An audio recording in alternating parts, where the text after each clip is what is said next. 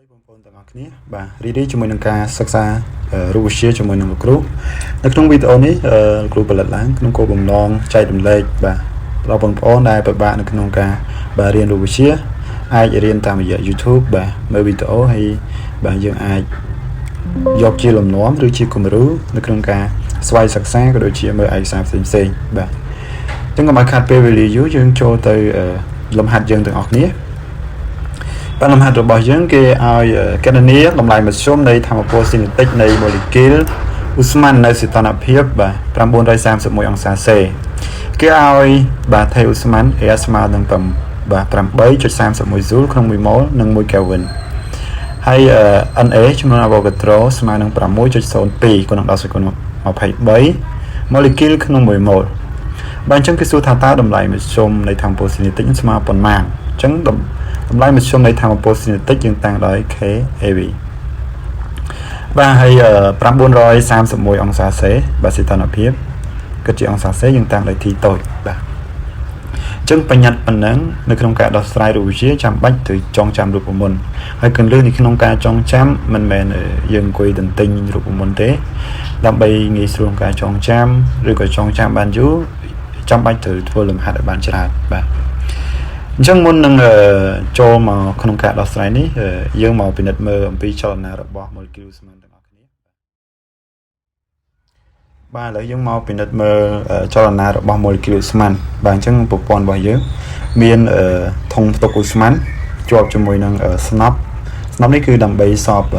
បាទខ្យល់ចូលឬក៏ឧស្ម័នចូលក្នុងធុងហ្នឹងហើយនេះគឺ thermometer ដើម្បីវាស់សីតុណ្ហភាពក្នុងធុង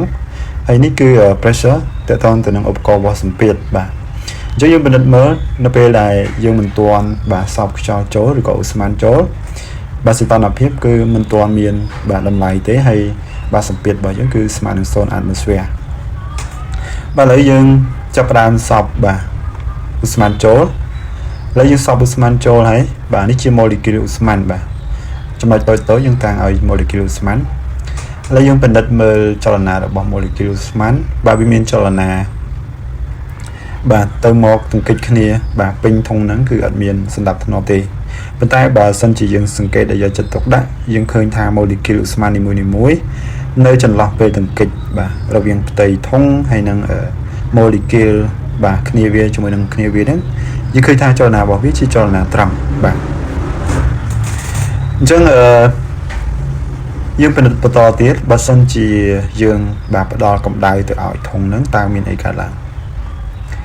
បាទនៅពេលដែលយើងផ្ដល់កម្ដៅសីតុណ្ហភាពចាប់ផ្ដើមកើនឡើង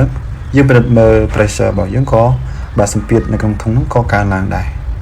ដោយឡែកបាទសម្រាប់ molecule ឧស្ម័ននីមួយៗក្នុងធុងវាផ្លាស់ទីកាន់តែលឿនឡើងបាទ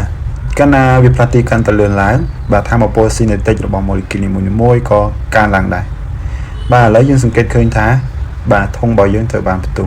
គឺដោយសារតែការរីកមាឌហើយសម្ពាធបាទការកើនឡើងនៃសម្ពាធបាទនិងសីតុណ្ហភាពនឹងធ្វើឲ្យ molecule ឧស្ម័នវាទង្គិចគ្នាយ៉ាងខ្លាំងអញ្ចឹងបណ្ដាលឲ្យធុងយើងបែកបាទហ្នឹងគឺតកតងទៅនឹងធម្មពល kinetic អូខេឥឡូវយើងត្រឡប់ទៅគេរកសួររកតម្លៃមធ្យមនៃធម្មពល kinetic បាទនៃ molecule ឧស្ម័នអញ្ចឹងសួររក kVបាទតើ kV ស្មើប៉ុន្មានអញ្ចឹងយើងស្គាល់សីតុណ្ហភាព T តូចបាទស្គាល់ S ស្គាល់ Na ជាមួយ Avogadro អញ្ចឹងរូបមន្ត kV បាទ kV តម្លៃមធ្យមធម្មពល kinetic ស្មើនឹង3លើ2បាទគុណនឹង K ឧស្ម័នបាទ Kb គុណនឹងបាទសីតុណ្ហភាពដាច់ខាតបាទ T ធំបាទអញ្ចឹងKb នឹងទេយើងអត់ទាន់ស្គាល់ទេប៉ុន្តែតំណែងKbនេះស្មើនឹងបាទភេទស្មានចែកជាមួយនឹងចំនួន Avogadro Na អញ្ចឹង A យើងស្គាល់ Na ស្គាល់យើងឲ្យដល់ KB ឃើញបាទករណីនេះគេឲ្យតម្លៃមកអញ្ចឹងយើងត្រូវប្រើប៉ុន្តែបើសិនជាគេអត់ឲ្យតម្លៃមកទេចំពោះ KB នេះជាភេទស្មានអញ្ចឹង KB វាមានតម្លៃថេរមួយគឺ 1.38 បាទស៊ូក្នុង1 Kelvin យើងអាចយកនឹងមកប្រើបានហើយចំពោះទេតំណែងតម្លៃលេខានេះគឺស្មើនឹងទេតូចបូកជាមួយនឹង273បាទបូក273 ok chứ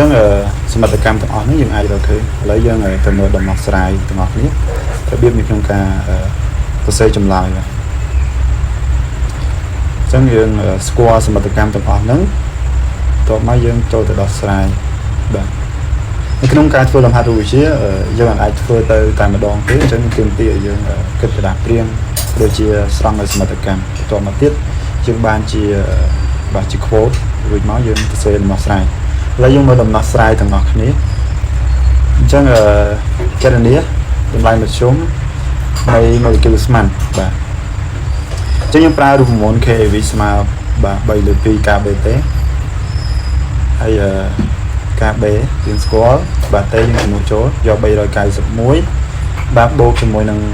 273ឃើញ1204 Kelvin អូខេអញ្ចឹងយើងគាត់តែ